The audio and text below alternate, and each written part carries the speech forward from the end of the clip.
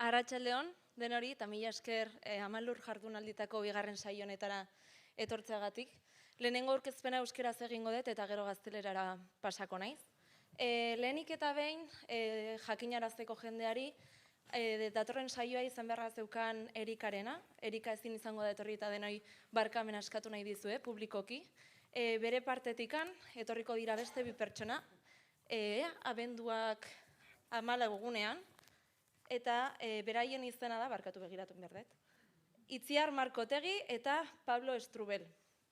Bestalde gaur denok jakingo dezuten moduan, Xabier Aldekoa daukagu gurekin, eta berak euskeraz zakinaz orain ja gaztelerara pasako naiz.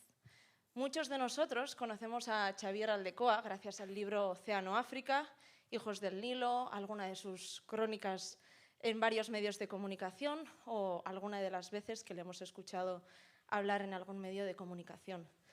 Periodista, escritor, viajero con papel y bolígrafo, hoy me ha dicho que él se define como una persona que escucha historias allí y que le gusta contarlas aquí. Y probablemente ahí radica su mayor característica, ya que es una persona que tiene una facilidad para contar historias muy complejas de una forma muy sencilla y nos traslada a las personas y a sus identidades. Muchas veces ejerce de esa forma de transporte, de que nos lleva a las casas, a los paisajes, a las personas, a las historias y a las identidades de África. Si habéis leído sus libros, os daréis cuenta que te habla muchas veces de una monja en la República Centroafricana que te lleva a un centro de menores para más de 500 menores, o una trabajadora sexual en Botswana que te canta canciones en un bar de mala muerte, o de una familia de refugiados en Djibouti que desde un campo de refugiados te habla de que por fin han encontrado la paz. A través de esas personas y de sus palabras, Xabier nos hace una pequeña idea de la población africana y de cómo es vivir en esa África tan oceánica como la define él. A pesar de todo lo que ha visto y de todo lo que ha vivido, sigue teniendo la virtud y las ganas de sorprenderse cuando va a África, de querer empaparse, emocionarse y vivirlo. De todo esto sin perder una perspectiva que es la perspectiva del poder y de la situación del privilegio desde la que vamos a África. Pero cuando viene lo cuenta y lo hace desde la humildad y con la mirada de quien quiere seguir aprendiendo de Océano África. Yo tengo que admitir que para muchos estudiantes de Relaciones Internacionales, Xabier Aldekoa nos ha hecho un poco de guía y de faro, y que muchas veces de las personas que hemos estudiado la carrera y nos interesábamos por África, sus libros han ocupado mucho tiempo en nuestras mesillas de noche, sus crónicas desde diferentes países nos han servido de guía, de aprendizaje y de mucho material hecho para trabajos de la universidad. Y yo es verdad que venía con las expectativas muy altas y antes de esta charla he podido hablar un ratito con él, y ese ratito que he podido hablar con él para mí me ha servido de una masterclass, tanto a nivel personal como a nivel profesional. Y creo que es algo que hoy vamos a poder disfrutar todos.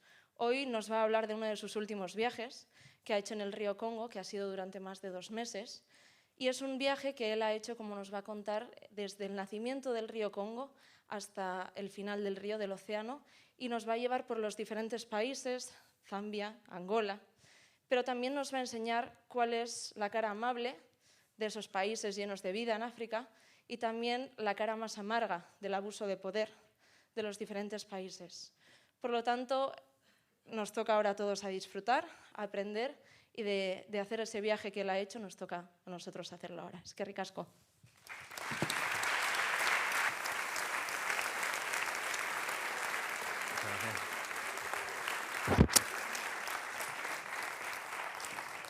Kaixo, ¿qué tal? Bueno, María, muchas gracias. Vaya entrada.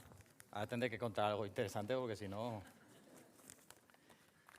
Bueno, es un gusto estar en Tolosa, estar en Euskadi. Siempre me encanta venir aquí. Gracias a Alberto por la invitación y es un gustazo ver la sala tan llena, y además sin mascarillas. Poco a poco vamos dejándolo para atrás. Bueno, os voy a contar historias de un reto, de un sueño de infancia, un reto periodístico.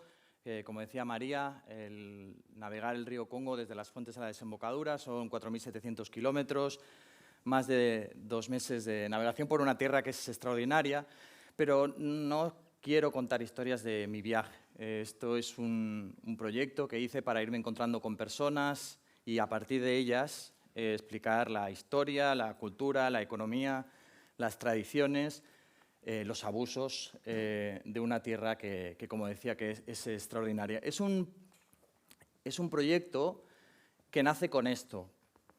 Bueno, le he pedido a María el Quijote, le he dicho que se haga grande y me ha traído un Quijote vasco, que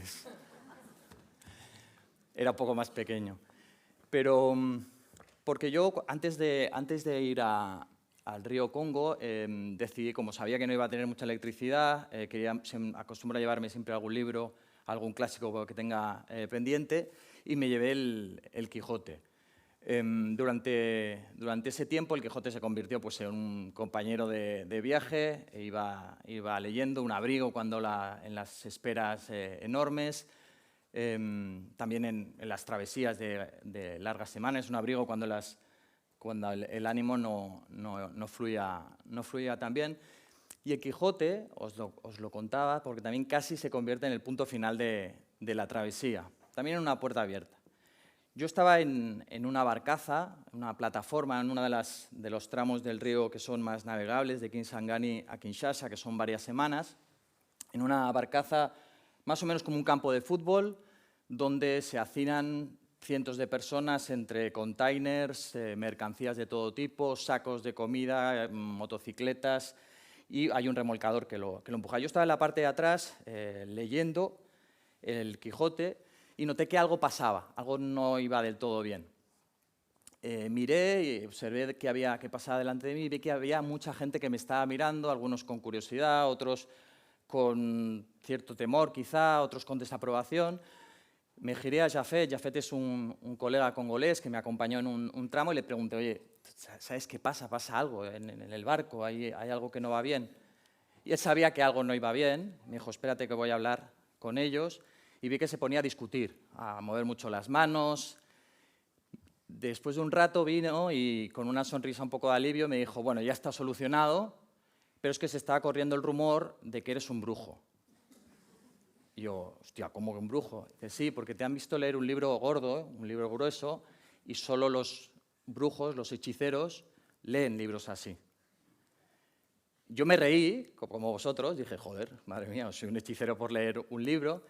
Pero Jafet me dijo, pero no es tan gracioso, o sea, menos mal que lo hemos podido parar, porque si mañana se enferma un niño o si pasado se tropieza alguien y se ahoga se cae al agua y se ahoga o se estropea el motor, pueden girar hacia ti y decir, el blanco ha hechizado el motor, el blanco se quiere llevar el alma del niño y te podrían haber tirado por la borda.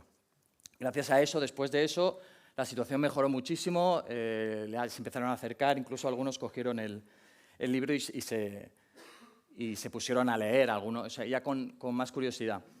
Pero sí que el Quijote se convirtió en una puerta abierta. Yo ahí de repente descubrí que no solo se trata de cómo miras a los demás, sino cómo te miran a ti. María hablaba de privilegio. Este viaje parte de ahí. Porque yo soy hombre, porque yo soy blanco, soy periodista y tengo pasaporte blanco, pasaporte europeo. Sin ese privilegio el viaje habría sido diferente, seguramente complicado. Yo durante estos 2 meses y pico me convertí en una especie de Sancho Panza. Estaba viajando por el río Congo fascinado por un río extraordinario, un río quijotesco que nunca sabes qué es real, qué es irreal, que se mete por una selva que parece que es infranqueable y cuenta historias extraordinarias. Pero sobre todo, este es un proyecto, es un viaje por el río Congo que habría sido imposible sin la generosidad. Porque gracias a toda esa gente que yo me fui encontrando en el camino, me permitieron avanzar. Habría sido totalmente imposible, no es una frase hecha, no solo por Jafet, no solo por otros compañeros que me acompañaron en algunos tramos, sino toda esa gente que me permitió escuchar historias y después intentar contarlas. Como dicen que una imagen vale más que 1000 palabras, no estoy muy de acuerdo, pero mis compañeros fotógrafos todos insisten que sí, los de vídeo también. Os he traído un vídeo de 1 minuto para que veáis un poco el alma de lo que es el viaje.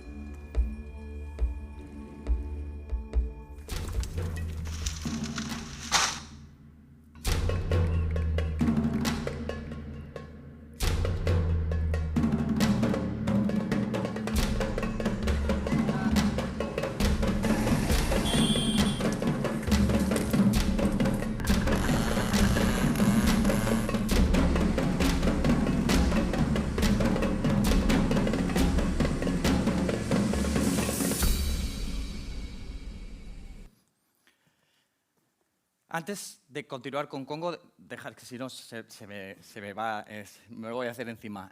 Ser corresponsal en África, normalmente me anuncian como corresponsal en África porque es a lo que me dedico, es así, pero ser corresponsal en África es mentira, es imposible.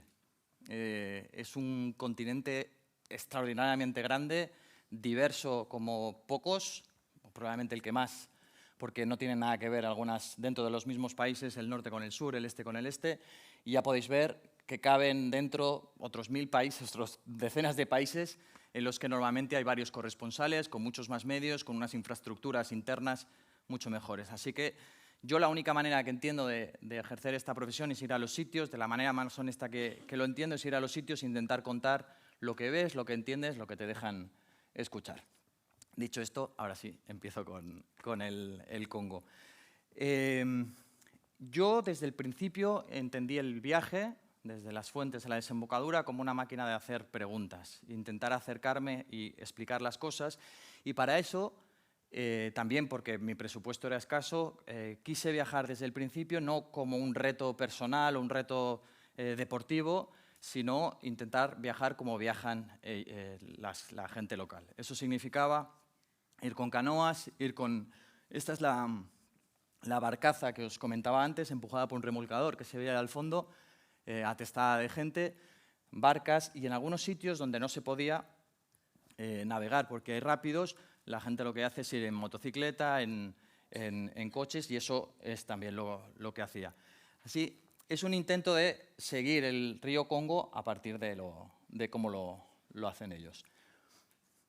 Pero también creo que es importante, y creo que es un error que se comete y cometemos y he cometido en el periodismo, hacer pornografía de la pobreza. Esta foto la hice en el este de República Democrática del Congo hace unos años. Es una niña, ya veis, que no tiene zapatos, lleva unas bolsas en los pies, y me recuerda a una historia que me contó un amigo viajero que fue a Mali, y me dijo que se fue al cine a ver un documental, y él era el único blanco de toda la sala, y pusieron una película, El niño del pijama de rayas, que es sobre los campos de concentración. ¿He sido yo? De los campos de concentración. Dice que durante la película hubo un momento en el que apareció, la primera vez que apareció la imagen de un judío en un campo con un pijama de rayas y muy delgado, todo el cine se puso a reír. Mi colega se quedó alarmado, o sea, pero ¿cómo se pueden estar riendo de eso? Y la explicación es que no había contexto. Si no nos dan contexto, lo reducimos a lo que estamos viendo.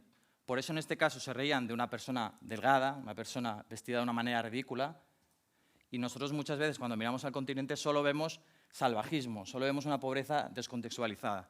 Y yo creo que Congo es probablemente el país que más necesita contextualizar porque el abuso ha sido tremendo.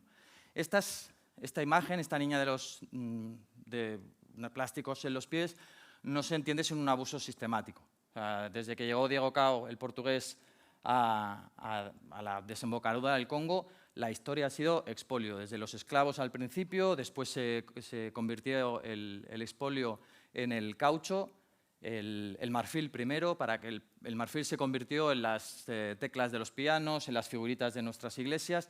El caucho, cuando en Francia Dunlop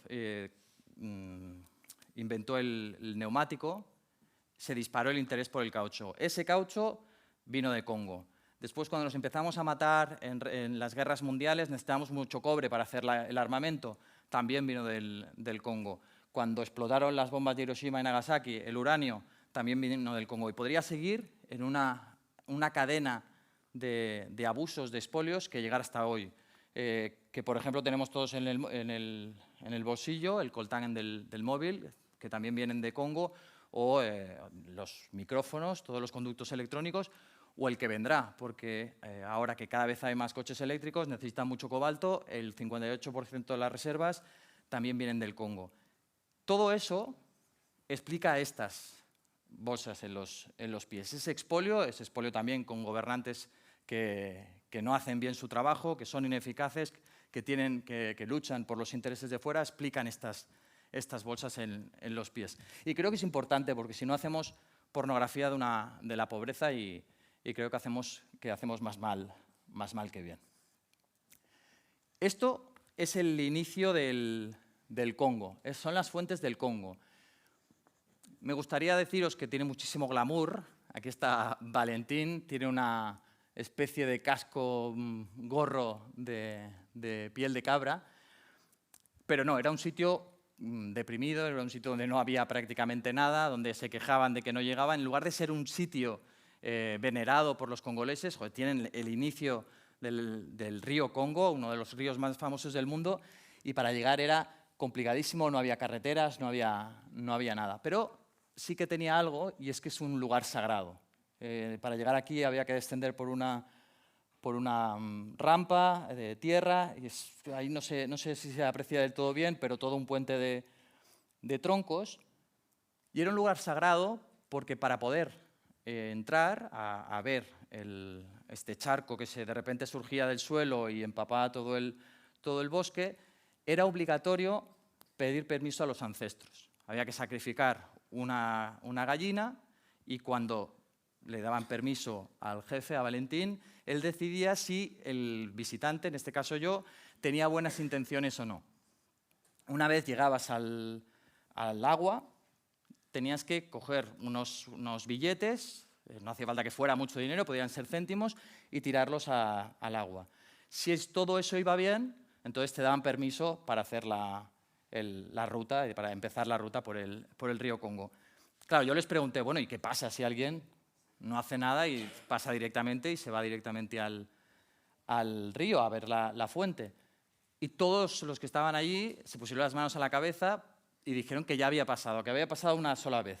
En el 2009 dijeron unos tipos de una secta congoleses, en lugar de ir a pedir permiso a los ancestros, directamente fueron para allí porque decían que su Dios era mucho más poderoso y les dejaba. Y cuando eso pasaba, pasaban dos cosas. O cuando te girabas después de ver el agua, la selva te atrapaba y no te dejaba salir, o el río se secaba, la fuente se secaba. Y todos juraban que el río se había secado aquellos días, que tuvieron que hacer unos grandes sacrificios porque se había secado el río, que habían tenido que pedir perdón. Claro, yo me los miraba con cara de decir, vale, seguro, ¿no? Seguro que se ha secado. Cuando salí de allí, dije, bueno, me han dicho 2009, voy a preguntar, a ver, voy a mirar. Estuve mirando información, pregunté, a alguno le sonaba que había pasado algo, hasta que llegué a un medio, uno de los medios más importantes de Congo, que hablaban de una noticia que en 2009, durante 4 días, las fuentes del Congo se secaron. Había incluso una ministra que había dicho que no era del todo normal que en una época que no era de sequía se hubiera secado el río. Para llegar a las fuentes, en toda esa parte inicial, hay que pasar por carreteras así. Ya veis, hay un camión hundido y esta zona es la antigua histórica provincia de Katanga. Es probablemente la provincia o la zona, la región del mundo de las más ricas del mundo. Tiene absolutamente todas las riquezas naturales más bestia, tiene estaño, tiene cobre, tiene cobalto y las condiciones son así. Para ir por aquí había que avanzar sobre todo con moto, había que avanzar con coche. Para que también tengáis una referencia, el Congo más o menos es 5 veces más grande que España y tiene unos 3.000 kilómetros de carreteras asfaltadas. Lo he mirado esta mañana, España tiene unos 650.000. La zona más rica del continente, una de las más ricas del mundo, tiene este tipo de carreteras para acceder. No lo he dicho antes, pero le he dicho a Alberto que quería ir un poco rápido porque me apetece mucho que preguntéis. Hay veces que uno va a hacer este tipo de viajes, tiene alguna cosa en la cabeza que os puede interesar, pero yo creo que a lo mejor después os puede interesar alguna cosa más, así que no os cortéis. Este es el Mapensa, es uno de los... Yo iba cambiando de embarcación y es una de las barcas en las que estuve más tiempo, varias semanas para ir desde Kisangani hasta Kinshasa. En este viaje sí que hubo un reto desde el inicio que era afrontar lo que es la nada. En muchas ocasiones me encontraba preguntando cómo podía ir de un sitio a otro, cómo se podía avanzar, y no había prácticamente respuestas. Es verdad que desde Kisangani, que más o menos es la mitad, a Kinshasa sí que es navegable, pero sobre todo la parte inicial, la gente los congoleses colegas no sabían nada exactamente cómo se podía ir de un sitio al otro. También tuve que lidiar con el tiempo. ¿Cuánto se tarda? ¿Cuánto tengo que dedicar a este viaje? Y claro, aquí tienes que hacer frente a muchos condicionantes que no sabes cómo van a ser. Los barcos se estropean, se paran durante semanas. Todas estas cuestiones las tuve que lidiar. Pero había una cosa también que me preocupaba mucho. No era una cuestión solo de ir avanzando por el río Congo, sino darle un sentido. Entonces, antes de ir para allí, me reuní con muchos colegas congoleses para que me dijeran con quién debería hablar para explicar el Congo. No es suficiente ir por el Congo y ir hablando con gente que me encuentre, que quería hablar con filósofos, quería hablar con historiadores, quería hablar con artistas, con gente que tuviera cosas que decir. Y yo creo que ese fue uno de los momentos más bonitos del viaje. O sea, cuando hablaba con congoleses que les explicaba el proyecto que iba a hacer y me daban contactos, me daban consejos, me decían no dejes de hablar con los directores de teatro de Kisangani, no dejes de hablar con este historiador, habla con los ancianos, que ellos te explicarán. Y eso yo creo que es una de las cosas más bonitas del viaje, el darte cuenta como cuando pides ayuda hay mucha gente que está dispuesta a contarte algo de su país, a dar contactos. En algunos casos había que acercarse con canoas en algunas zonas donde no había demasiado lugar para avanzar, o en estas barcazas atestadas, seguramente son de las barcas, de los medios de transporte más peligrosos, porque no solo van atestados, ahí se puede ver una que está a punto de salir, sino que los accidentes son muy habituales. Lo decía antes, para mí es importantísimo viajar como la gente porque yo creo que es una de las mejores maneras de entender cómo es un país. No solo allí, y aquí también. Una de las cosas que más yo creo aleja a las élites de la gente es no saber lo que significa ir en metro cada día o esperar los autobuses o que los trenes se estropeen. Trasladado a este mundo, a Congo, lo mismo, ¿no? Yo creo que el hecho de viajar con la gente te aproxima y te crea un clima de complicidad que fue clave. Y por eso os pongo esta foto. Estos fueron mis compañeros en el Mapensa durante prácticamente 3 semanas. Aquí estábamos los privilegiados. Lo que os decía antes de las diferentes plataformas, empujadas por un remolcador. Yo pagué un extra al capitán para que me dejara dormir encima del frigorífico. Y eso significaba estar detrás, un frigorífico de estos que es horizontal. Eso significaba estar en la parte del remolcador. Ahí nos podíamos tumbar. Había unas 20, 30 personas en esa zona, en cambio en las de delante, las plataformas, era imposible. Estaban tan juntos que no se podían ni siquiera tumbar. Solo podían moverse cuando parábamos, algunas noches, no siempre se paraba, y entonces podían salir. Si había suerte, porque a veces se paraba en una isla que no tenía suelo, digamos que solo eran matas y no te podías tumbar.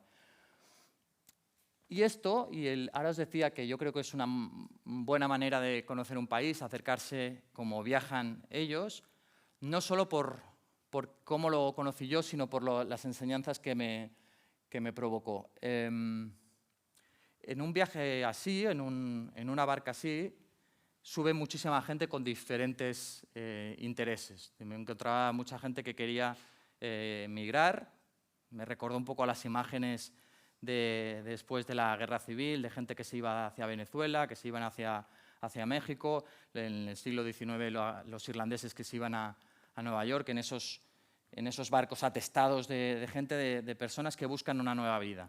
Eso ocurría en estas barcas, gente que se dejaba sus zonas rurales para buscar una vida nueva en Kinshasa, en la capital, una zona que les parecía ajena. Antes os he enseñado las carreteras. No solo es una cuestión de que no haya carreteras asfaltadas, es que Congo es un país donde no conectan ni una sola carretera con la capital y la segunda ciudad más importante del país. El este y el oeste no están conectados con ninguna carretera. La única manera de conectarlo es con el Congo. En estas plataformas se convertían prácticamente en aldeas o en ciudades flotantes. Había misa los domingos, había mercadillos, entre lo que se podía del espacio que había prostitución y también había gente que quería dejar el pasado detrás. Había criminales. Hubo un momento del viaje en el que estos tipos, eran unos mafiosillos, empezaron a decirme: oye, a ti Blanco, y te lo decían directamente, en cuanto bajemos en tal sitio te van a estar esperando nuestros colegas y te vamos a robar todo lo que tienes. Lo hacían un poco para demostrar su poder, para intentar asustar, era un poco un divertimento. Yo no les hacía mucho caso, sabía que en el barco no me podían hacer nada, pero en algún momento se lo comenté a Al-Qaeda. Al-Qaeda es este que está durmiendo aquí, y era un bonachón, le llamaban Al-Qaeda casi por lo contrario, ¿no? un nombre de un grupo yihadista cuando era un bonachón. Pues cuando se enteraron de que eso había pasado, montaron una especie de fuerte de defensa que fue emocionante. Más allá de que yo sabía que en ese momento no me podían hacer nada, su preocupación máxima fue decir: tú eres de nuestra familia y a ti no te van a hacer nada. Yo creo que ese tipo de complicidades solo se pueden conseguir gracias a viajar como viajan todos. La sensación de que si tú te adaptas y haces un viaje como todos los demás, llega un momento en que te formas parte de ellos. En el viaje y en el libro que estoy escribiendo, a ver si... Bueno, mi editor cree que se lo voy a entregar en unos días, ya veremos. Lo que hago también es explicar otras historias, otras cuestiones para entender República Democrática del Congo. Y había algunos viajes que los hacía antes. Unos como un viaje como este, en el que fui a visitar a un grupo rebelde del este de República Democrática del Congo para conocer la historia de Rodríguez, que es el chico de la camiseta del Barça, y Gloire. Son la guardia personal del general Embura, el que está en medio, este grupo rebelde que se llama MAC. Y yo creo que esta historia marca sobre todo la necesidad de hacerse invisible. Tuvimos que estar 8 meses para ganar acceso a este grupo rebelde y era complicado porque no se fiaban absolutamente de nadie, os podéis imaginar. Para llegar allí había que ir con coche, habían cruzado los árboles en medio del camino para que no se pudiera avanzar, después con una moto intentando subir por encima de los troncos, y había tanto barro que había que abandonar la moto y continuar andando hasta que había un punto en el que te decían: bueno, a partir de aquí tienes que caminar, ya te encontrarán. Nos encontramos con Embura y el primer día él nos defendía que él había adoptado y era el padre adoptivo de estos 2 chicos. Estos 2 chicos habían perdido a sus padres porque un grupo rebelde, los que hicieron el genocidio de Ruanda, habían matado a sus padres. Y él les había adoptado. Decía que era su padre y que formaban parte de la familia. Y ese primer día, la verdad, es que les trataba muy bien. Incluso les dieron zumo para ver si... un zumo que habíamos traído para ver si querían, les trataban con cierta deferencia, incluso les acariciaban la cabeza. Poco a poco, esas primeras caricias se convirtieron en palabras un poco más ásperas. Un día después se convirtieron en palabras realmente ya insultos, y al cabo de unos días ya en collejas. Poco a poco vimos cómo empezaba a cambiar la situación. Y hubo un día que yo, como llevaba la camiseta del Barça todos los días, le dije a Rodríguez si le gustaba el fútbol, y me dijo que le encantaba, y dije: pues ¿por qué no hacemos un partido? Hay muchos momentos del trabajo que no es curro. Dije: pues ¿por qué no hacemos un partido y así jugáis un rato? Organizaron un partido y la verdad es que el chaval lo hacía muy bien, jugaba muy bien. Estaban todo el rato muy pendientes de los chavales, pero en ese momento del partido, como estaban jugando, pues se relajaron, y cuando se acabó el partido, un momento que Rodríguez se puso a un lado y se empezó a cambiar. Me acerqué, le dije: hostia, juegas muy bien, tío, lo haces, la verdad es que se te da muy bien. Digo: bueno, ¿cuántas veces juegas a la semana? ¿Te dejan jugar una vez a la semana? Me miró como si estuviera hablando en chino y me dijo: es la primera vez que juego a fútbol desde que me secuestraron hace 4 años. Y yo creo que en esas pequeñas cosas es donde te das cuenta de la importancia de hacerse invisible. El ser, el que la esclavitud de estos chavales se refleja en cosas así, que ni siquiera les dejan jugar a fútbol. Luego, creo que también es una de las cosas que se abusa, sobre todo cuando se habla de África, y es fijarse demasiado en los verdugos, en los asesinos, en la gente que hace cosas despreciables. Este es Eritier, y este es un chaval de 16 años que había huido del mismo grupo rebelde en el que estaban ahora Rodríguez y Gloire. Era un chico que había hecho las peores cosas que os podéis imaginar, porque había llegado a ser capitán. Si tú llegas a ser capitán en un grupo rebelde, quiere decir que has asesinado, que has torturado, que has violado, lo peor que os podáis imaginar. Pero él, un día, nos explicó, decidió escapar. Para escapar tenía que tener alguna prueba, tenía que llegar hasta una base de las Naciones Unidas, pero si picaba la puerta era simplemente un niño, como demuestra que es un niño soldado, así que robó 10 balas, 10 cartuchos. Pero en el último momento, cuando se iba a escapar, siendo consciente de que si le pillaban, lo mejor que podía pasarles es que le mataran rápido, porque les torturan delante de los demás para que los demás cojan miedo, pese a saber el riesgo que suponía, cogió de la mano a 3 niños de 10 años y se los llevó con él. 3 chavales que estaban a su cargo. Y yo le preguntaba, pero Eritier, porque era bastante más probable que te pillaran si estabas corriendo por la selva con 3 chavales de 10 años que si ibas solo. Y me dijo que no sabía muy bien por qué lo había hecho, pero que cuando les vio se recordó cómo era él cuando entró, porque él entró con 10 años. Y yo creo que es importante también explicar historias como la de Eritier, porque Eritier, la misma persona, conjugaba las dos cosas. Son historias complejas, no es un héroe, pero tampoco es un verdugo, y el reducirlo solo a la maldad, reducirlo solo a la bondad, creo que no beneficia. Yo creo que me he encontrado más gente que actúa así. Os podría dar ejemplos de otros países, gente que cuando todo era más complicado, cuando todo se hundía alrededor, se arriesgaba a ser un ser humano. Yo me he encontrado a miles de personas así en el continente. Es un continente, esta es una mina de coltán, en el que trabajaban, pues ya podéis ver, decenas cientos de personas. Es un continente en el que antes insistía en el abuso, en el que el sistema actual empuja a que la situación sea así y perdure.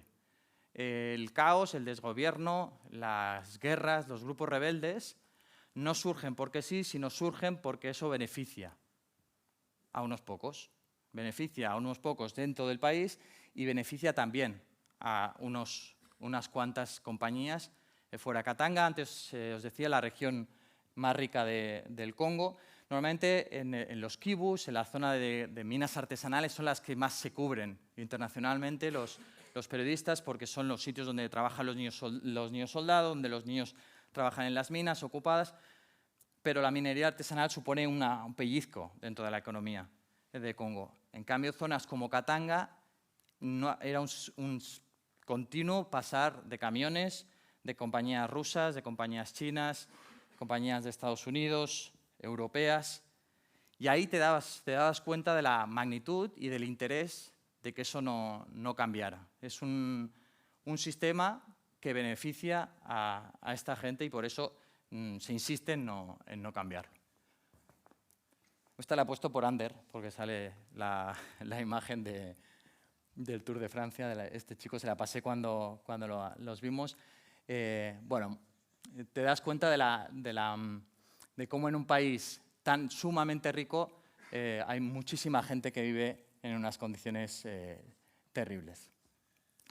Pero también hay gente como Denis Mukwege. No sé si os suena, Denis Mukwege es un congolés que ganó el Nobel de la Paz en el 2018. El avance por el río me permitía escaparme y ir a conocer a gente como el Denis Mukwege. Es un tipo cura de manera gratuita a mujeres que han sido violadas por grupos rebeldes y por culpa de eso, por culpa de hacer esta función, esta ayuda a las mujeres y también por denunciar a los perpetradores de estas violaciones, tiene que vivir recluido en el hospital. No puede salir de ahí porque está amenazado. Es un tipo que si quisiera podría estar viviendo en Suiza y curando a chavales que se han roto la mano jugando el partido de fútbol del fin de semana, ganando 10 veces más y, sin embargo, sigue viviendo aquí, sigue viviendo en el hospital, en el recinto del hospital. Yo el día que fui a verle, recuerdo estar en un hospital atestado de mujeres, de todas las edades, de niñas pequeñas, ancianas, de todas. Había una fila enorme justo delante de su consulta esperando a ser atendidas. Estuve hablando con una señora mayor, le expliqué quién era, si me dejaba entrar con ella, había hablado con Denis para que si conseguía el permiso podía entrar. Y me impactó mucho el entrar con esta señora y cuando empezó a hablar con Denis Mukwege le preguntó de dónde venía, cuánto había tardado en llegar, si había venido con alguien, si los cultivos de ese año habían ido bien, si las montañas de su aldea eran bonitas. Y le empezó a preguntar un montón de cosas que no tenían nada que ver con lo que le había pasado. Cuando se fue la mujer le dije, de alguna manera yo dije, pero, o sea, Mukwege, ¿por qué le preguntas tantas cosas? Si afuera tienes a cientos de personas, no vas a poder acabar si no vas más rápido. No sé si te has dado cuenta que hay tanta gente. Y él me dijo, mira, yo para curar a estas mujeres las puedo curar a nivel físico, pero para curarlas en su totalidad tengo que empezar a tratarlas no como víctimas y mirar a su pasado, sino como supervivientes. Y para eso necesito que empiecen a recuperar esa dignidad, que empiecen a mirar hacia el futuro. Denis Mukwege ganó el Nobel de la Paz y a partir de ahí ha tenido un poco más de protección, pero sigue teniendo la vida amenazada, no puede salir del hospital y yo creo que es de estas personas que también es importante conocer de República Democrática del Congo. No sé cómo voy de tiempo, quería ir rápido para que haya preguntas. Y estos son los Wageña. Los Wageña probablemente es uno de los pueblos más conectados con el río Congo. Cuando llegó Stanley se quedó impresionado por estas construcciones que hacen en medio de las zonas de rápidos. Son unas zonas, aquí quizá en la foto no se aprecia, donde poner un pie ahí en medio supone que te arrastre y no volver a contarlo. Son tipos que hacen estas construcciones y estas cestas para pescar. Y me interesó mucho hablar con unos ancestros. Voy a cogerlas, porque no recuerdo bien los nombres Tenía un sistema, ellos consideran también muy sagrado la pesca, y tenía un sistema para empezar a pescar. O sea, nadie podía empezar a pescar por la mañana hasta que no sonaba el tam-tam que tocaba el jefe de la aldea. Se llama mogungu, era una especie de madera con una incisión en medio, y me contaron algo que me sonó bastante, que es que aparte de dar pie a que se pudiera empezar a pescar, cuando sonaba el tam-tam, depende de cómo sonara, pues se anunciaban nacimientos, se anunciaban funerales o se anunciaban ceremonias. Algo bastante parecido a lo de las campanas, ¿no?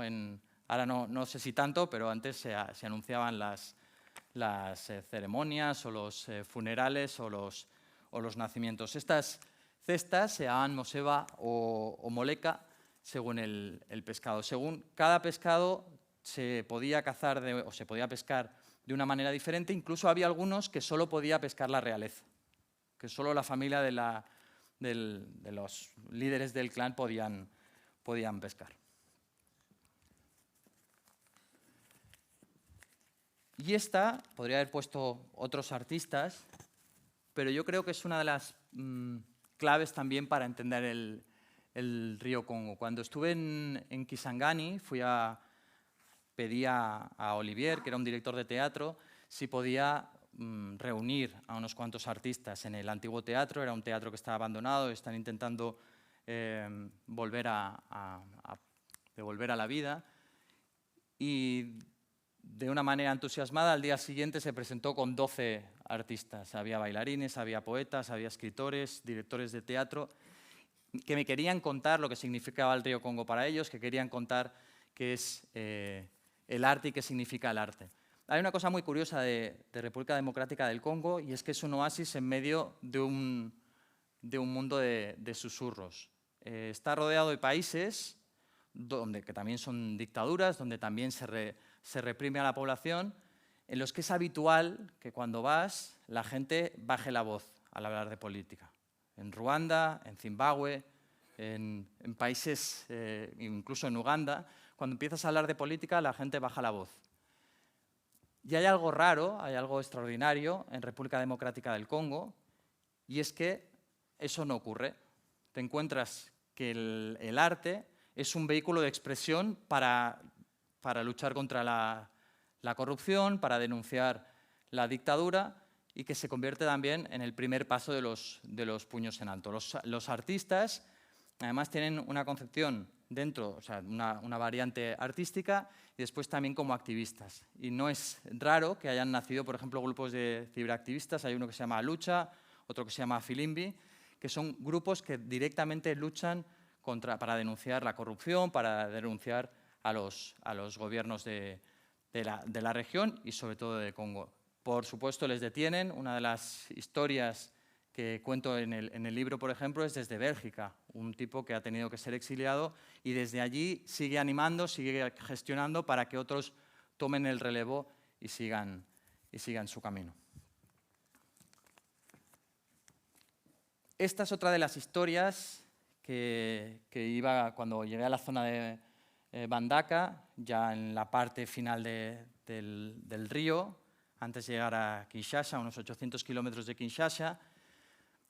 Y seguramente es una de las imágenes que más me impactó, adentrarme en la selva. Es una selva que os podéis imaginar lo abrumadoramente bonita que es, y ver cómo las están destrozando de una manera totalmente impune. Encontrabas este escenario cada 2 por 3. Compañías chinas, compañías libanesas, compañías europeas que se están cargando los bosques primarios. Congo el año pasado, ya lleva unos años así, pero el año pasado fue el segundo país del mundo donde más árboles se cortaron. Más o menos en los últimos 20 años ha perdido el 10% de la masa de árboles, pero ya se ha convertido en algo que está a un ritmo tal que, según los expertos, en 2100 se habrán acabado el bosque primario de Congo. De cada 10 árboles de África, 7 están en esta zona, en toda la cuenca del Congo. La cuenca del Congo no solo es Congo, sino todos los países prácticamente hasta Camerún.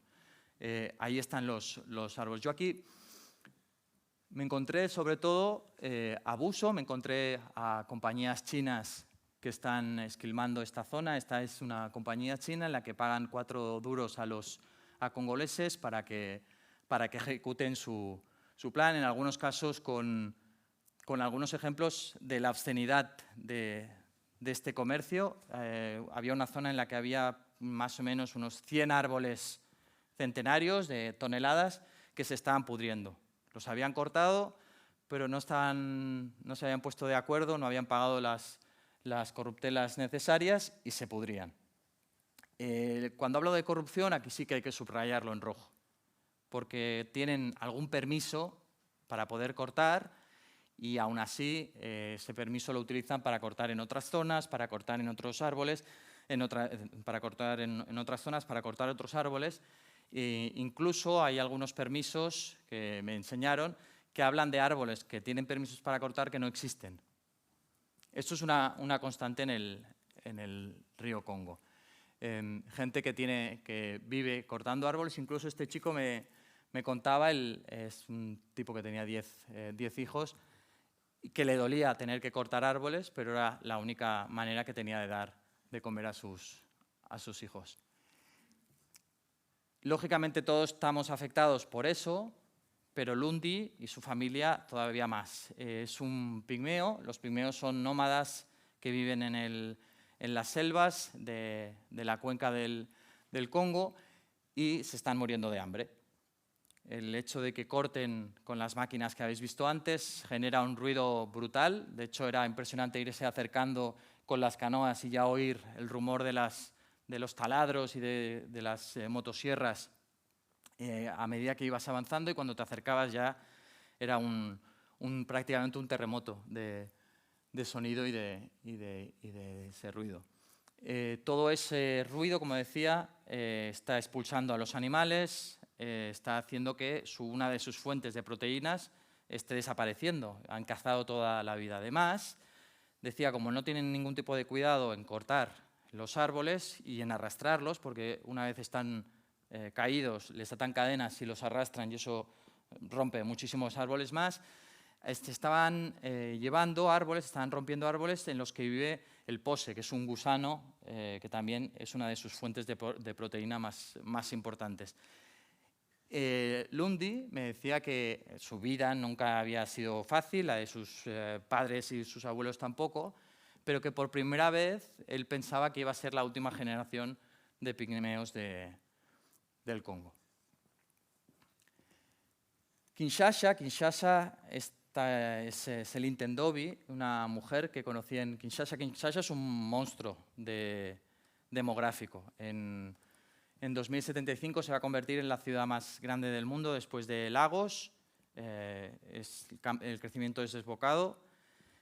Pero te encuentras historias como la de Céline. Céline es una mujer, una doctora vasca, congolesa, que estudió en Navarra y que se dedicaba a regresar, se dedicó a regresar a su país. De nuevo, un poco la historia que os he comentado antes, la posibilidad de poder trabajar en Euskadi, trabajar en Navarra, se la dieron, pero ella prefirió volver. Uno de los problemas más grandes que tiene el país, y no solo el país, sino todo el continente, es esta fuga de cerebros, y ella decidió ir a liderar un proyecto en el que se pagaba todo el seguimiento de los embarazos a mujeres que no tenían posibilidades, y ella se encargaba de practicar cesáreas o acompañar estos proyectos.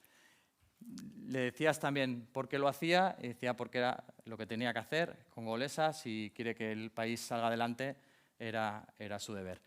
Antes os hablaba de que muchas veces hablamos demasiado de los verdugos.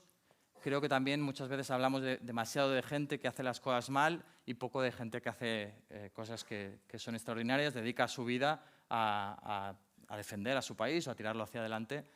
Y quizá yo creo que habría que también darles importancia, aparte de denunciar a los corruptos.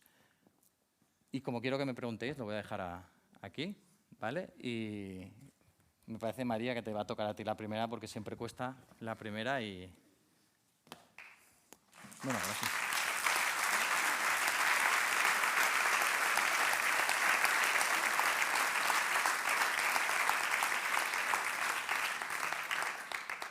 O sea, me lo pasa muy bien, que yo aquí hablo muy en serio, pero ha sido un viaje fantástico.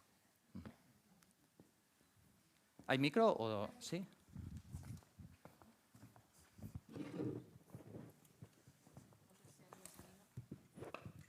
Sí, he dicho María, pero puede ser...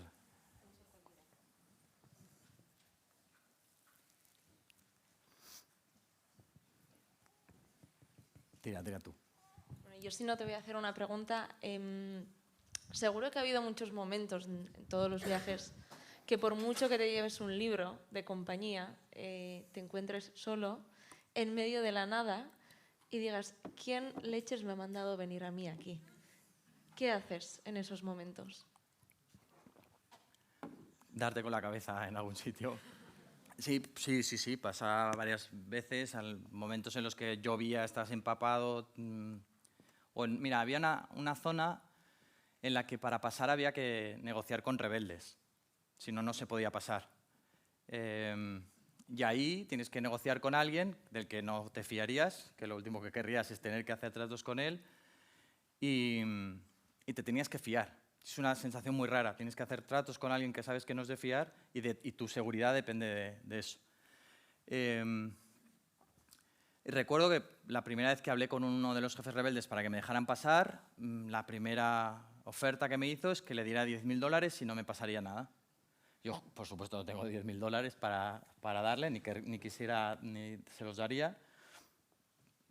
Pero llegó un momento de la conversación en la que me di cuenta que lo que realmente él quería no era tanto que yo le diera dinero, como que mostrara de alguna manera respeto a su autoridad. Porque yo después iba a pasar la matrícula de mi moto, en ese trayecto no se podía ir con el río, que le diera la matrícula de la moto y ya él se lo daría a todos los rebeldes que estuvieran en el camino, y de alguna manera yo lo que haría es ser un mensaje viviente de su autoridad. Iría pasando por el camino y, como verían que es la matrícula que les había dado, hasta los blancos guardan autoridad.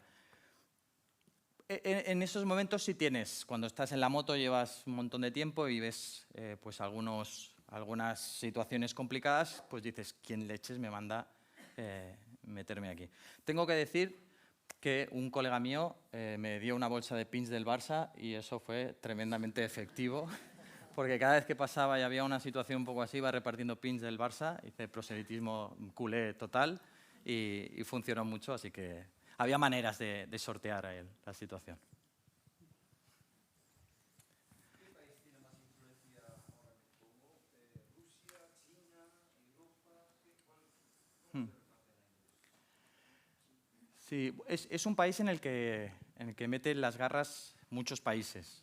Como decía, en la zona de Katanga ves a Rusia, ves a Canadá, ves a Europa, a Estados Unidos, a China, pero es verdad que China está avanzando de una manera, no solo en Congo, en todo el continente. Por ejemplo, ya es el primer socio de Angola, que es la parte final del río también pasa en la frontera con Angola, así que China está subiendo mucho, pero Estados Unidos no deja de tener influencia. El principal socio en la zona, no solo de Estados Unidos, también de Israel, por ejemplo, es Ruanda, y a partir de ahí también tiene influencia en el Congo.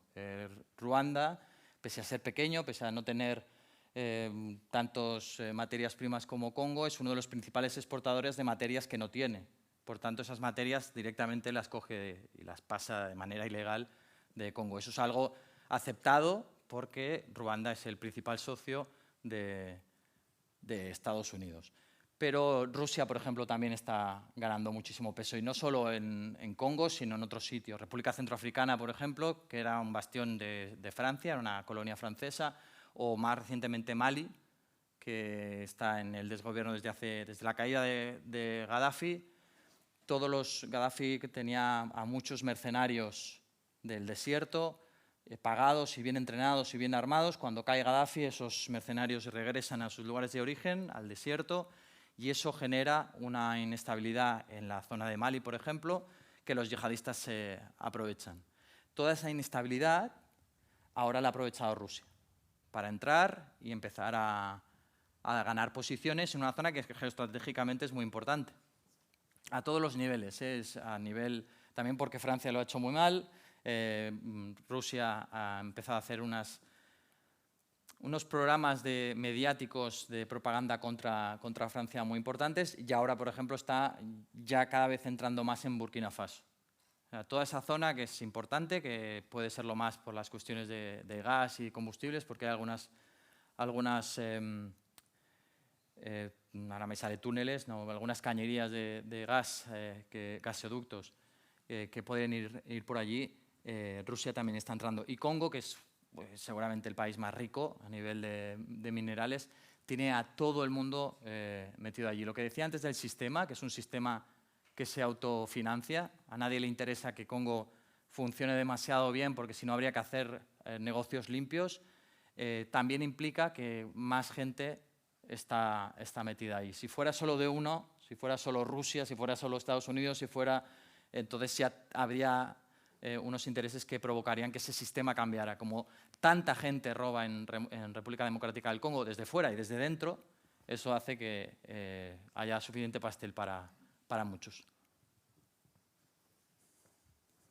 ¿Llegaste a saber por qué los sectantes entraron al inicio del río Congo sin permiso? Bueno, decían que eran una secta, y no, hay diferentes sectas en República Democrática del Congo, en muchos países africanos, y ellos no aceptaban la autoridad de los espíritus de la zona. Entonces, directamente, sin pedir permiso, por eso fueron a hacer sus rituales y demás. O sea, según me explicaron, después les atraparon, los tuvieron retenidos durante un tiempo, supongo que les cascaron, eso no me lo contaron con tantos detalles, pero fue porque creían en otros dioses o en otros espíritus o en otras deidades, y en cambio no aceptaban la de los ancestros o la de los espíritus de esa aldea.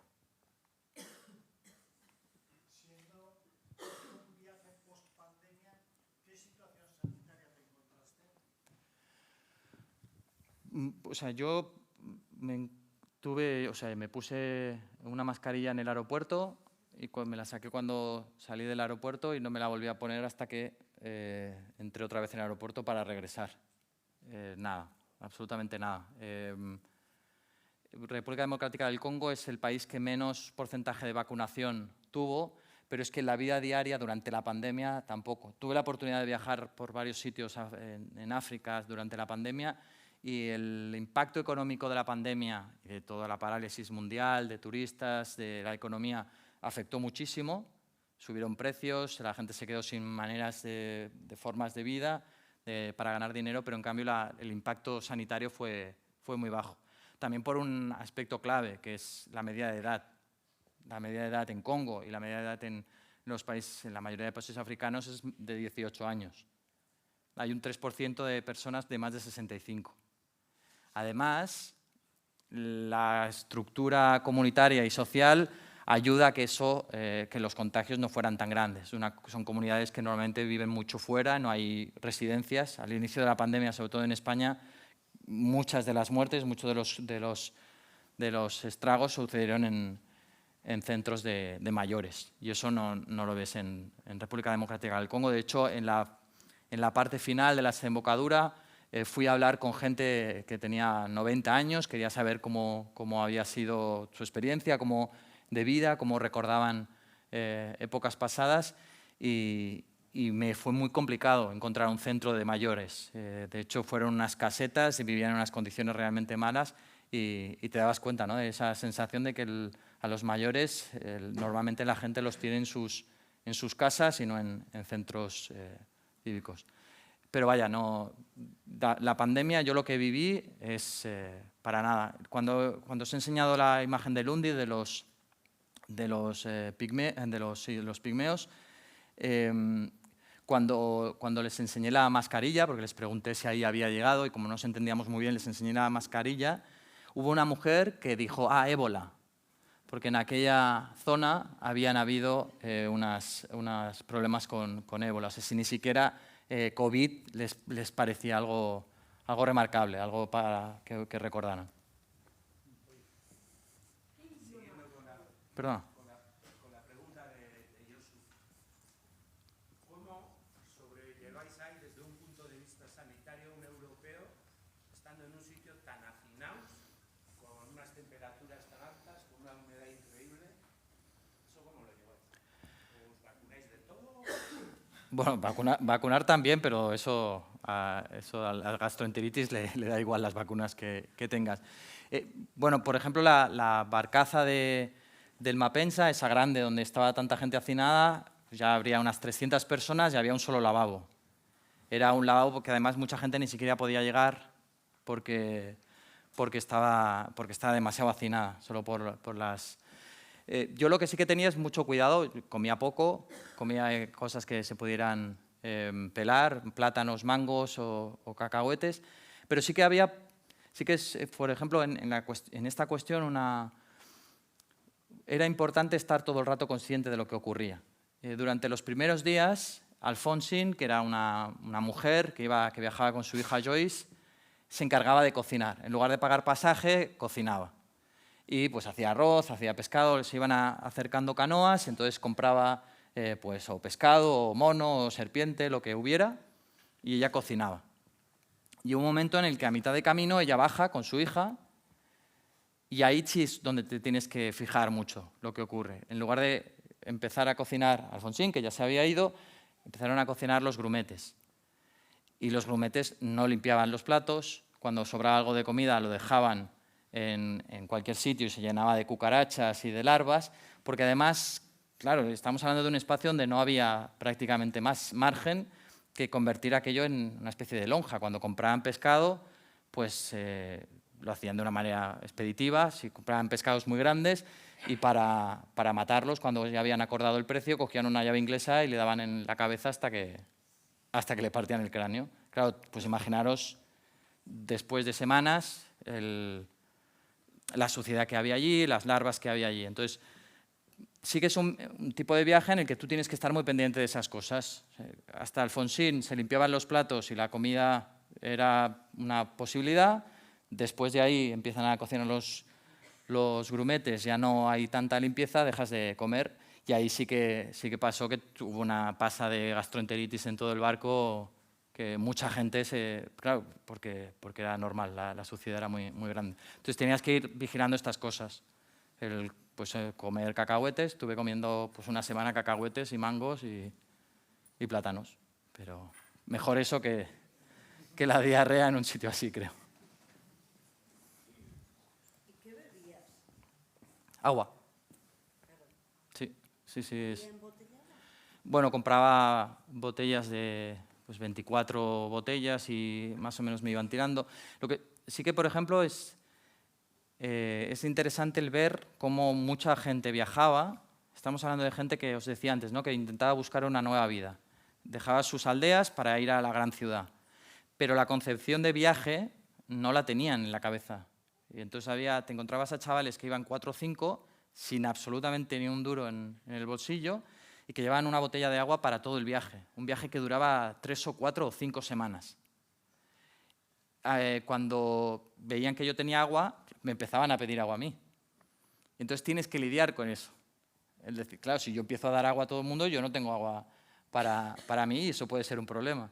Entonces, tenías que lidiar con eso, tenías que pues, a lo mejor compartir en algún momento. Es importantísimo compartir en este tipo de situaciones, por lo que os decía antes también, generas un poco una complicidad, pero también poner límites, porque tú tienes que beber, ¿no?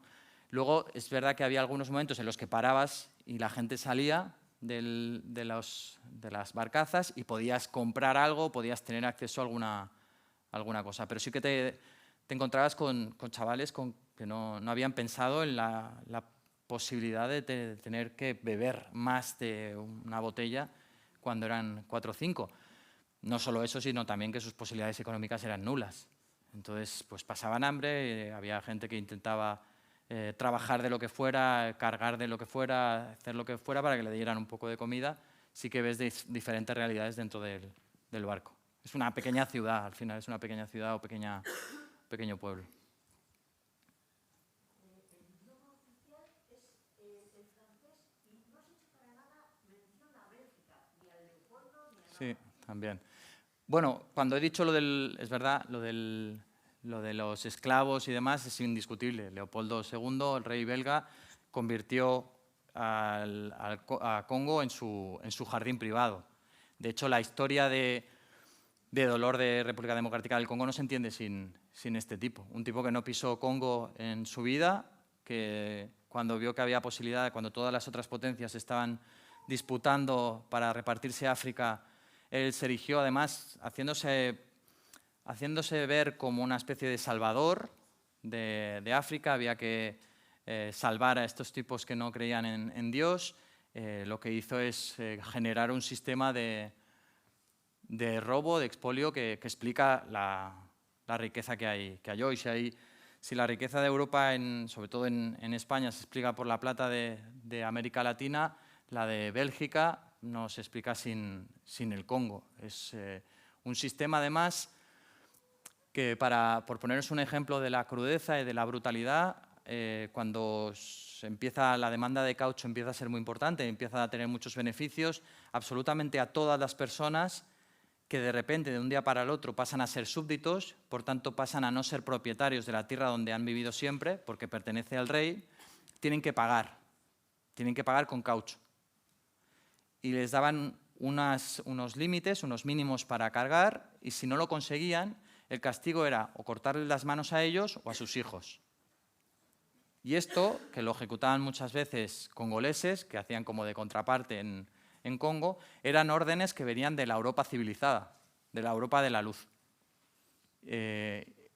Durante mucho tiempo la mano y la moneda tenían un valor similar, porque tú cuando entregabas 20 manos quería decir que habías conseguido tantos kilos, o eso te valía como tantos kilos de caucho que no te habían dado. Y eso todo generado desde Europa. Es verdad que el rey Leopoldo II, y no solo eso, después pasa, cuando empiezan a haber protestas en Europa denunciando la esclavitud, denunciando la trata de negros hacia América Latina, lo que hace el rey Leopoldo es de alguna manera traspasar esos poderes a Bélgica, que se convierte en una colonia belga, pero el abuso y continúa siendo quizá no tan absolutamente bestia, pero totalmente injusto, y sigue siendo una situación desigual.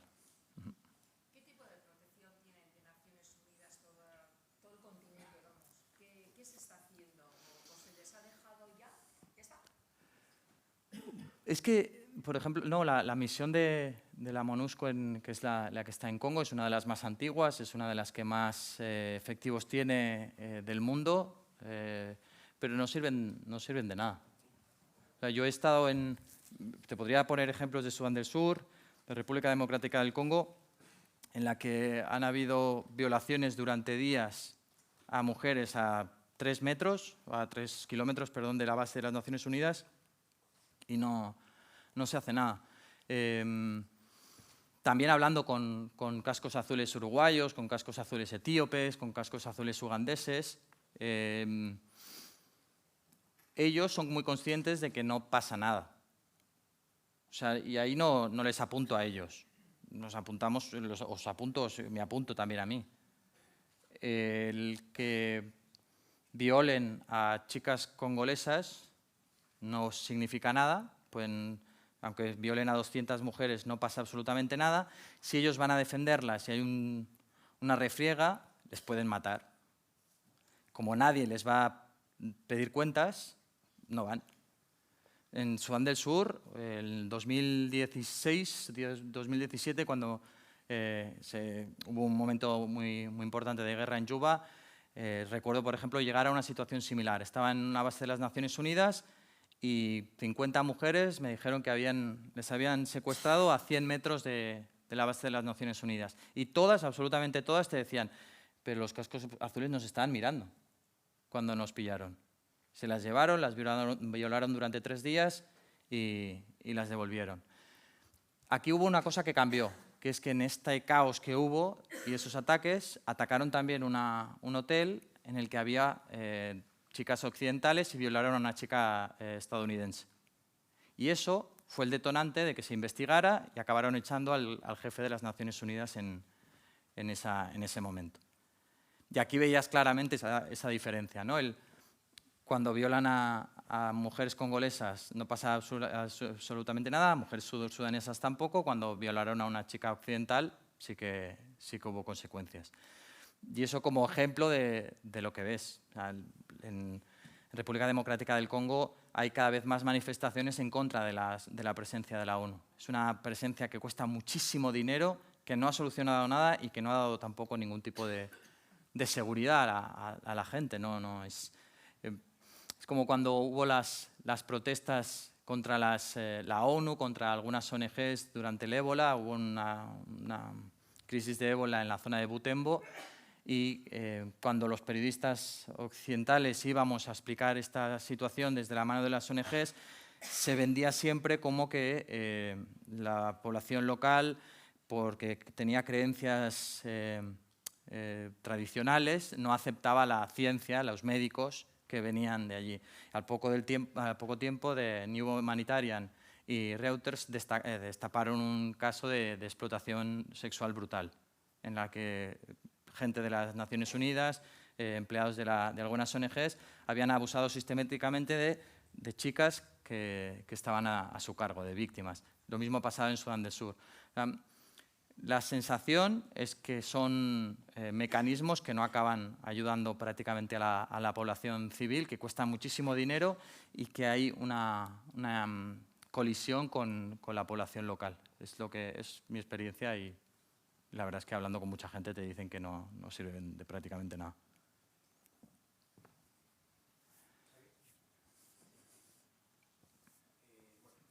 Has comentado, ¿no? Un país que ha sufrido tanto históricamente, desde que fue prácticamente descubierto, un país, por supuesto, sin turismo, más aún teniendo en cuenta después del COVID y tal, la presencia de una persona blanca pues no entra dentro de los cánones de un turista, ¿no? Entonces, me imagino, pues bueno, que ya entras ya, pues no es un turista, puede ser un periodista o cualquier otra cosa. Imagino que te habrás encontrado con situaciones realmente complicadas de tú, en un país donde la vida, por todo lo que has comentado, no vale tan poco. ¿Qué es lo que yo hago aquí?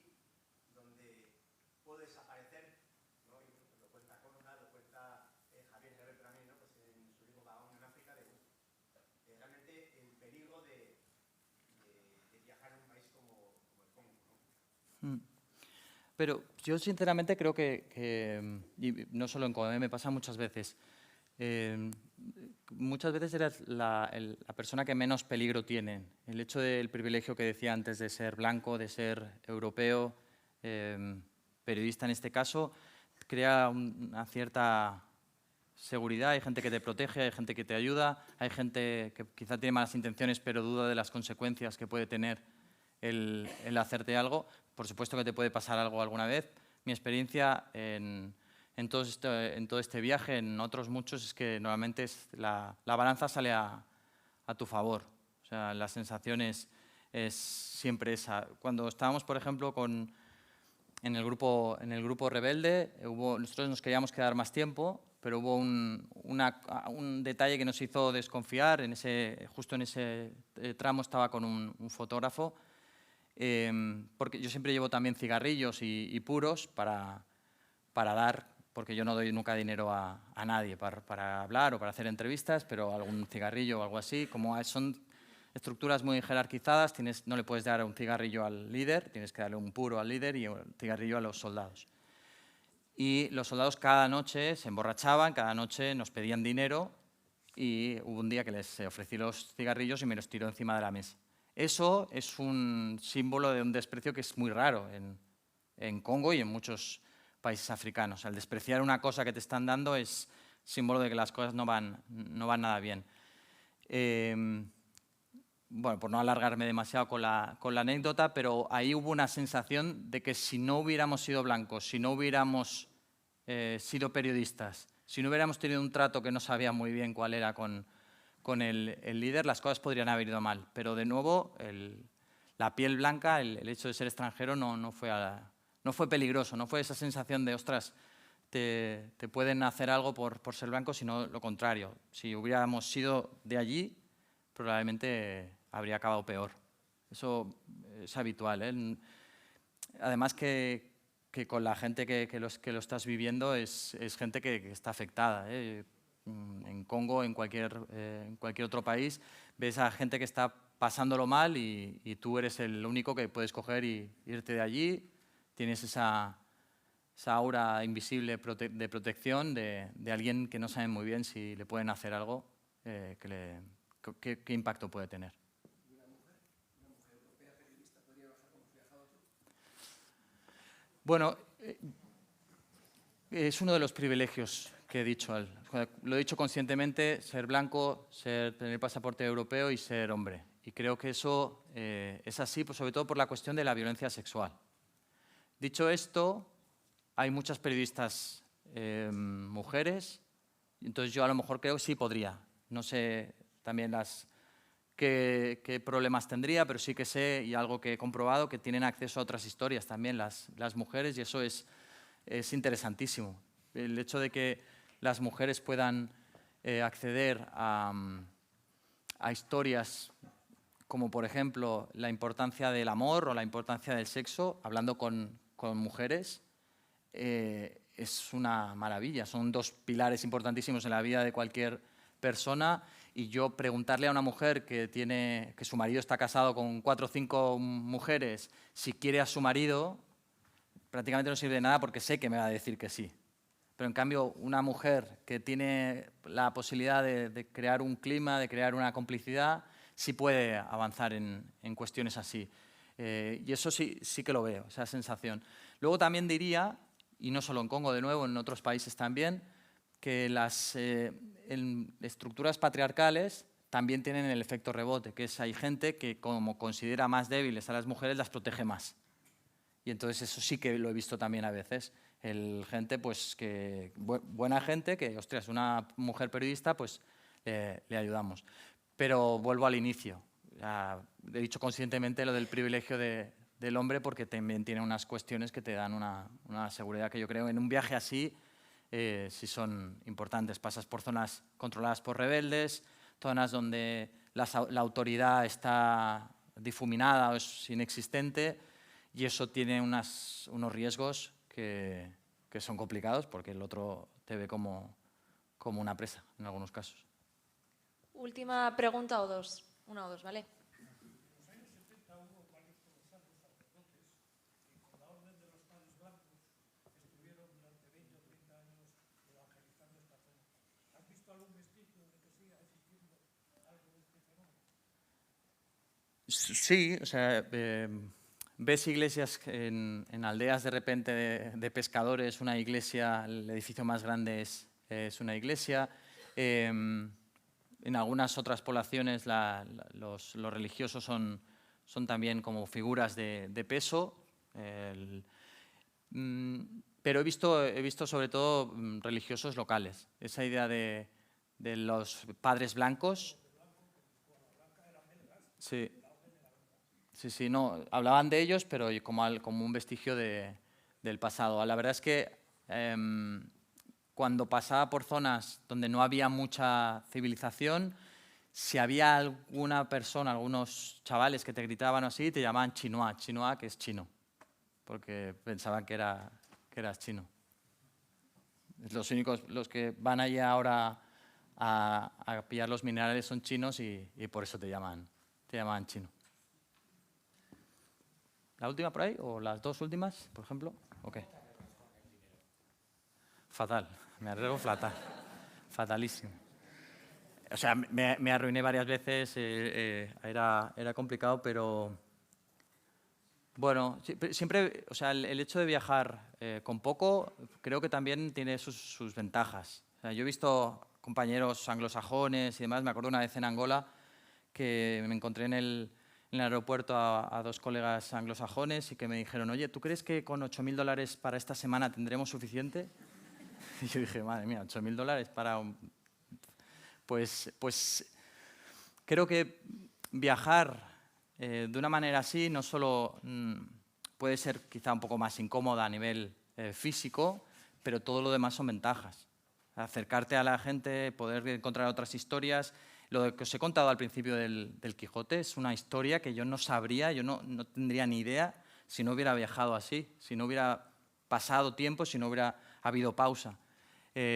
Trabajar o dormir en un hotel de 5 estrellas, tener un coche en la puerta y este tipo de ventajas, lo que te da es acceso a corbatas, a ministros, a gente así, pero a mí al menos, no digo que esté mal, pero a mí no me apetece tanto, no me gusta tanto. Creo que lo otro tiene muchísimas ventajas.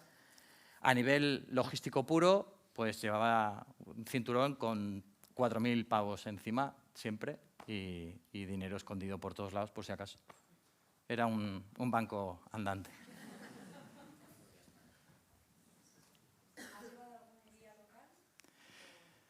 O sea, guía no, porque yo he ido a Congo como 15 veces antes de esta vez. Entonces, eran amigos que aceptaban venirse conmigo. O sea, Sylvain, por ejemplo, es un tipo que cuando trabaja, yo lo conozco desde hace pues como 12 años, que estuve antes de este, recorrí el Nilo y él me acompañó en Uganda cuando no tenía ni idea de ser fixer. El fixer es como el que ayuda a los periodistas, y fuimos con una moto juntos. O sea, tenemos una relación anterior a su trabajo, pero ahora, por ejemplo, me acompañó un tramo y me dejó porque recibió una oferta para trabajar con unos rusos que le pagan $800 al día. Es un tipo que lo hace muy bien, le puede meter en accesos muy, muy chulos y le pagan mucha pasta. Y a mí me dijo, mira, yo te acompaño en el primer tramo, que van a ser, pues yo qué sé, 3 o 4 o 5 semanas, y me dice, pero yo no te voy a cobrar, pero, pues yo qué sé, ¿por qué no me traes un iPhone 13? Que es lo que más ilusión me hace. Y al final yo eso lo entiendo pues como una, no sé, igual que si me invitas a cenar a tu casa, yo traigo una botella de vino, pues él no se podía cuantificar porque le tendría que haber pagado una pasta descomunal si hubiera tenido que entrar en negocios, ¿no? O Jafet, que es un chico, claro, todo esto te tenías que ir, te tenías que ser flexible y ir todo el rato improvisando. Yo en Kisangani había pactado con un tipo que es amigo mío para que me acompañara a un tramo y cuando me dijo que todo bien, el día anterior todo de puta madre, cuando llego me dice, es que no estoy en el país. Y yo, ¿what? O sea, pero si ayer estuvimos hablando y me decías que sí. Y me dijo, pero hay un colega mío que es un chaval estudiante que es muy majo y que era Jafet, que yo creo que es probablemente una de las mejores decisiones que he tomado en mi vida. O sea, decirle a ese chaval si me quería acompañar un tramo fue espectacular, porque era un chico joven, pero muy despierto, con muchas ganas de hacer cosas y no me acompañó, es que somos amigos. Entonces hay veces que te tienes que dejar pues, guiar un poco por la intuición, el tomarte un par de cafés con él, el intentar hablar de la vida, no solo del viaje, y decir, hostia, pues yo aquí creo que nos podemos entender. Y luego ir mirando en el viaje, pero Jafet, o sea, sin duda no habría conseguido hacer el viaje si no hubiera sido por la ayuda de Jafet, por ejemplo. En muchos momentos me echó un cable tremendo. Lo que os he explicado antes, por ejemplo, de esos criminales que me querían robar y demás, yo no lo sabía, pero el padre de Jafet era un supergeneral del ejército. Entonces, cuando llegábamos al sitio donde me tenían que robar, Jafet no me lo había dicho, había llamado a su padre y habían 10 militares esperando a que cuando bajara del barco no me robaran. O sea, que cuando creas unas conexiones con gente, la gente te ayuda y Jafet es un tipo, es extraordinario, es un súper tipo. Azkena, la última. Está ahí una chica con la mano desde hace un montón. Chica, ¿verdad? Sí. No te veo bien. Y con la mano a ella también, ¿vale? Que lleva mucho rato. Bueno, las dos, y así. En el viaje, ¿qué animal? ¿Viste algún animal? Sí, pero me pensaba que vería más. Me extrañó mucho, o sea, tengo que decir que vi monos, pero después se los comías, o sea, que era un poco... había muchas serpientes, era uno de los problemas del viaje, porque una picada de una serpiente nunca es agradable, pero si estás a 7 días de un hospital, pues todavía menos. Muchos pájaros, pero pocos mamíferos. Yo me pensaba que iba a haber muchos hipopótamos, que iba a haber incluso cocodrilos en algunas zonas, y pocos. Y eso es una mala noticia, porque eso quiere decir que se los están cargando y que el hábitat de esos animales desaparece. Hay una parte del Congo en el este que tú puedes ver también gorilas, hay okapis también, que es un animal, una especie de jirafa impala, que es solo de allí, pero después hay bonobos también, pero en el Congo durante el río pensaba que iba a haber más animales y no se ve tanto. También porque el río es un imán de pueblos. Como hay tanta gente alrededor del río, eso hace que los animales se vayan. Tiene sentido porque antes decía que 7 de cada 10 árboles de África están en esa zona. Claro, en el río es donde se concentran las personas. Pues tú imagínate la de espacio que tienen los animales para irse a sitios más tranquilos, sin que les molesten, sin que les cacen. Y también vi muchas tortugas que se las comen. O sea, todos los animales que se los comen, la verdad es que había, pero no sé cuánto tiempo. Nada, Xavi, encantada, porque la verdad es que no te conocía y me has hecho poner los pelos de punta. Sí, qué bien. Llorado. Vaya. Tu sitio me ha parecido brutal.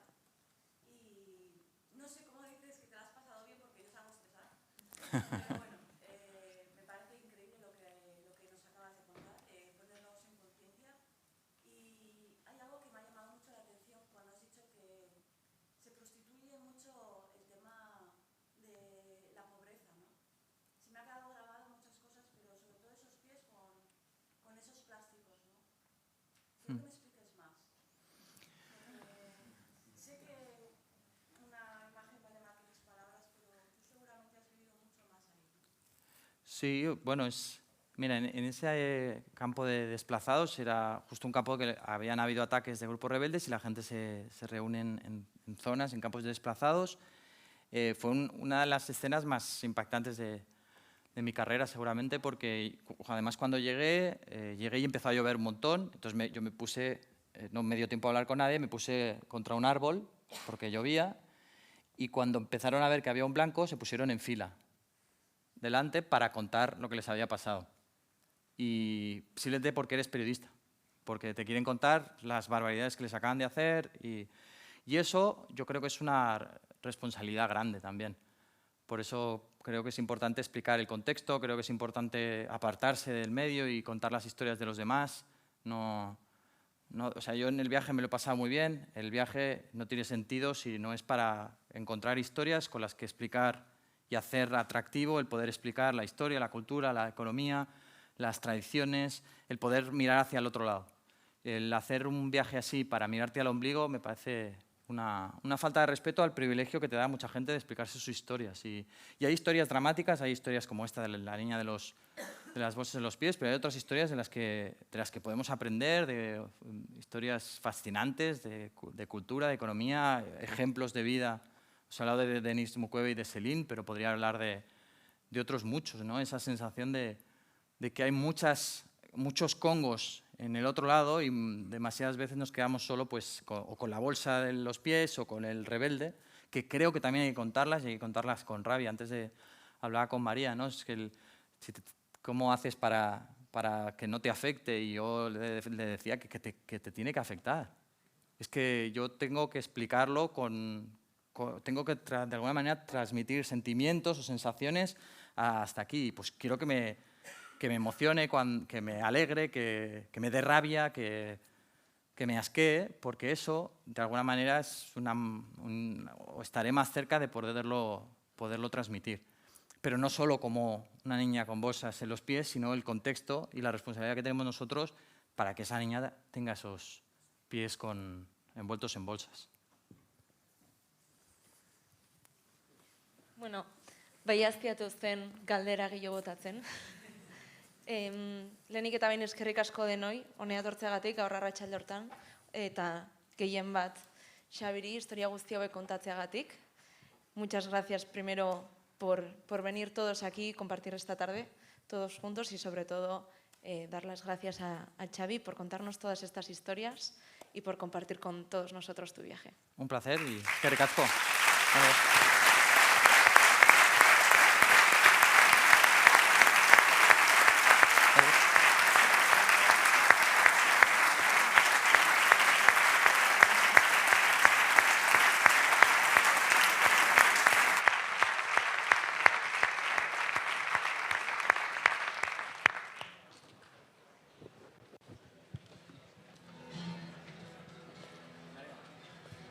Ahora me la